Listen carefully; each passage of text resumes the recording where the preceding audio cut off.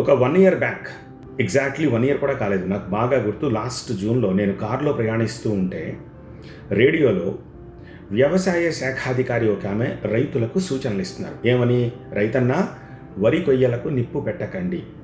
ఇదే టైటిల్ తోటి నేను వీడియో చేశాను. అప్పుడు వీడియో చేసిన సందర్భం ఏమిటి తెలుసా? మీరు వరి కొయ్యలకు నిప్పు పెడితే భూమి సారం కోల్పోతుంది, భూమిలో ఉండే ఫ్రెండ్లీ కీటకాలు చనిపోతాయి, తద్వారా మీరు తదుపరి పంట కోసం ఎక్కువ ఎరువులు, పురుగుల మందులు వేయాల్సి వస్తుంది.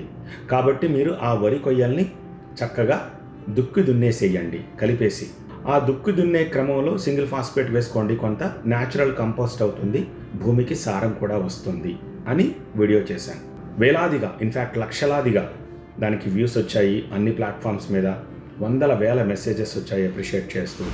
ఈ విషయం మాకు తెలియదా అని చెప్పి నొసలు చెట్లించిన వాళ్ళు కూడా ఉన్నారు. కానీ ఇప్పుడు ఆ వీడియో అవసరం మళ్ళీ పడింది. కారణం ఏమిటి? గడిచిన 10-15 రోజులుగా ప్రతి న్యూస్ బులెటిన్లోనూ ఒక వార్త వస్తుంది, ఫలానా చోట వరి కొయ్యలకు నిప్పు పెట్టిన కారణంగా ఈ ఉపద్రవం వచ్చింది అని చెప్పి. ఇప్పుడు పంట తర్వాత ఎలా ఉంటుంది, భూసారం కోల్పోతుందన్న విషయం పక్కన పెట్టేసేయండి కాసేపు. ఇప్పుడు వరి కొయ్యలకు నిప్పు పెడుతున్న కారణంగా 2 తెలుగు రాష్ట్రాల్లో ఏం జరుగుతుందో తెలుసా? పక్క పంటలకు ఈ మంటలు అంటుకుంటున్నాయి. పచ్చటి తోటలు, వందల వేల ఎకరాల తోటలు బుగ్గిపాలైపోతున్నాయి. పోనీ కేవలం పంట నష్టపోతే పర్వాలేదు, ఇవాళ ఏం జరిగింది తెలుసా? ఇలా వరి కొయ్యలకు నిప్పు పెడితే పక్క తోట కూడా అంటుకుంటే ఆ పొలం రైతు వచ్చి ఆ మంటల్ని ఆర్పే క్రమంలో ఆ మంటల్లో చిక్కుకుని చనిపోయాడు. అతని భార్య ఆ పొగకి ఊపిరాడక చనిపోయింది. ఇలా నిప్పు పెట్టేసిన కారణంగా ఆ మంటలు ఒకదానికొకటి పక్క పొలాలకు అంటుకొని మొత్తం చుట్టుపక్కల ఉన్న వందల వేల ఎకరాల పచ్చటి తోటలు, మిగిలిన పంటలన్నీ కూడా కాలి బూడిదైపోయి సర్వనాశనం అయిపోతుంది. ఇదిలా ఉంటే ఆ మంటలు రోడ్ల మీదకి వచ్చేస్తున్నాయి. రోడ్ల మీద ఆపి ఉంచిన వెహికల్స్ అన్నీ కూడా తగలబడిపోతున్నాయి.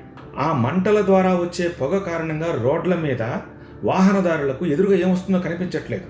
సో వాహనాలు ప్రమాదాలకు గురై జనం చనిపోతున్నారు. ఇన్ని అనర్థాలు జరుగుతుంటే రైతన్న ఎందుకు వరి కొయ్యలకు నిప్పు పెడుతున్నారు? ఇంకొక 4 రోజులు ఆగండి, చక్కగా వానలు పడిపోతాయి, ఋతుపవనాలు వచ్చేస్తున్నాయి. కలీ దున్నేసేయండి. కలీ దున్నేస్తే మీకు న్యాచురల్ కంపోస్ట్ వచ్చేస్తుంది. మీరు కాల్చాల్సిన అవసరం లేనే లేదు.